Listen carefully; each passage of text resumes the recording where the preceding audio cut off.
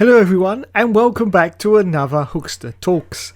Well, I'm here, I've had my second vaccine shot and I can say without any doubt whatsoever I've had no side effects at all. Oh wait. Oh God!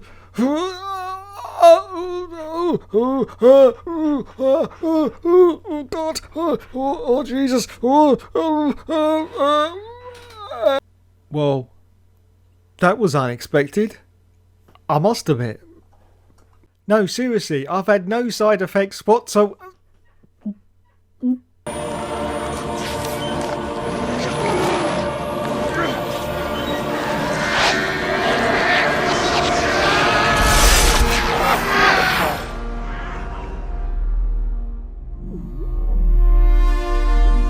Hello everyone and welcome back to another Hookster Talks, and yes, I don't know what that was. I've got no idea. Anyway, let's continue with the most important part of the show, which of course is the top 3 predictions, which is the only real reason why you all tune in, because you just want to mention, don't you? I know what it's all about.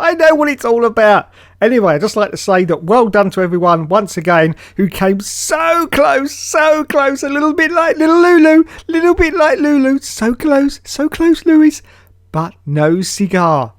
But I'd like to do a special mention to Mr. KDF1, who almost got it right, with first place being Maxi Boy. Yes. Second place for Lulu. He put third for Valtteri Bottas, but unfortunately it was Sergio Perez, of course. But well done for getting as close as you could to the result. Well done indeed. So let's move on then. Is Mercedes now up against the ropes with Red Bull after that race in France? Well, I have to say the writing could be on the wall. And I just love the fact that Toto Wolff, when Valtteri Bottas said, "Why the fuck does no one listen to me at this team no more? Why? It's amazing how suddenly when his contract is pretty much up for debate that he suddenly grows some balls, isn't it? He just suddenly grows a pair of big hairy balls out of somewhere and says, I'm going to complain now. I'm going to complain about everything. Yes, the tyres, they're too round now. They're too bloody round. Make them squarer. It's just ridiculous. It really is. But Toto loved it. He absolutely loved it. Yes, he said, finally some criticism. Great stuff indeed from Valtteri Bottas. Yes, unfortunately Mercedes cocked up on the pit stops. Yes, they didn't do enough of them. No, they needed to do one more and then they would have been in the box seats, but they didn't, did they? Because they thought, we'll be okay, 20-second lead. In fact, this is kind of reverse of what it was earlier in the year when Red Bull tried that tactic and lost out to Lulu. Little Lulu. Yes, little Lulu. I nearly said something else then. So yeah, it's just a reverse of that basically. But are Mercedes now going to lose this World Championship because of this? Because I think they are Rocky style up against the ropes against Maxi Boy. I think they've got that car pretty much spot on right now, and Mercedes are struggling. They're definitely struggling, but can they fight back? And still win the championship? You know, the most disappointing thing that I think about this year's championship is next year's championship, because unfortunately the reset button is going to be pressed next year. Yes, because next year any team at all could come out of the blocks and win the World Championship. Even McLaren. Yes, even McLaren. They did it before, don't forget, 1998 of course. But then again, that was under the stewardship of Adrian Newey, of course, is now at Red Bull. And I can't see that they've got any of those really special kind of aero engineers that could really get McLaren right up there. But as I say, next year the reset button is being pressed and anything can happen. And I'm just really disappointed that we are getting to a really good stage now in Formula 1 and it's all going to change next year. I would really like the cars to continue next year, at least so we can get a 2-year dominance of Red Bull before Mercedes are going to come back again, which we know they're going to do. So yeah, could we please have that? Can we not have the new cars next year, please, Mr. FIA? Please, we don't want them now. We just want to continue with these ones. These ones are pretty decent. Yeah, Red Bull seems to think so anyway. The other problem that I got, of course, is that this is the last year with the Honda engine. Now, next year, of course, Red Bull will be making their own engines.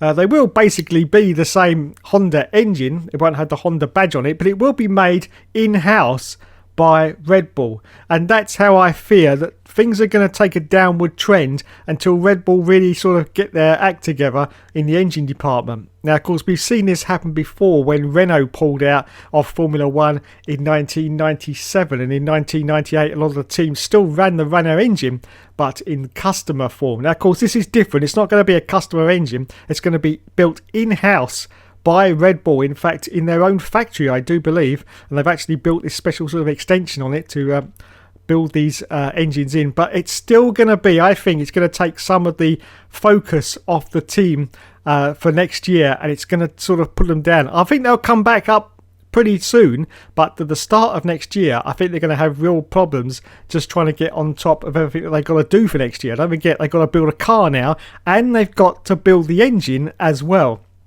which a lot of the other teams haven't got to do, of course, because they just buy them from Mercedes or whoever they want to buy them from. So yeah, it could be a problem. That's why I'm really disappointed now that these new cars and regulations are coming in next year. Yes, please don't do it, FIA. Just carry on as you are. It's fine. It really is. This season has been absolutely fine.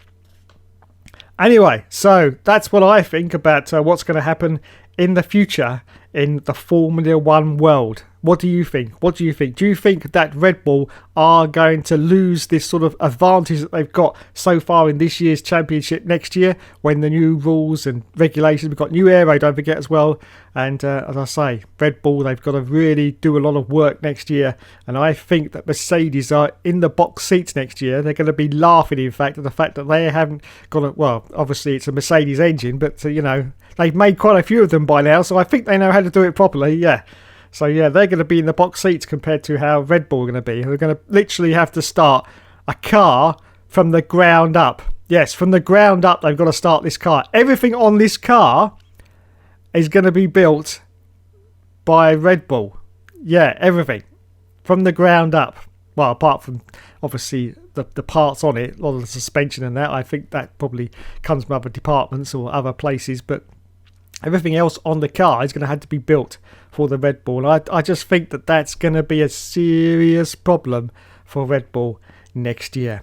Anyway, enough of this bullshit. We have another Grand Prix this weekend. It's the Syrian Grand Prix, otherwise known, of course, as the Red Bull Ring, the first of 2 races at the Red Bull Ring.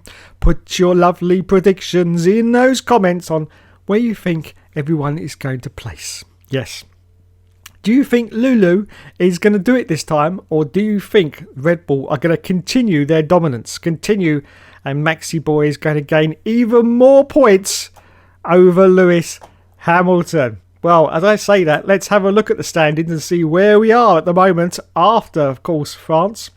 Maxi Boy is currently in the lead with 131 points. Lewis Hamilton is second place with 119 points. Sergio Perez is in third position with 84 World Championship points. And in fourth place, it's Lando Norris with 76 points. Well done to Lando. Well done indeed. And Valtteri Bottas is basically bringing up the rear in fifth position with 59 World Championship points. Oh dear, oh dear, oh dear, Mr. Valtteri. Mr. Valtteri, got to pull his socks up, otherwise George Russell will be in there like a ferret up a drain pipe and steal his seat. And that means that he'll have to go to Williams.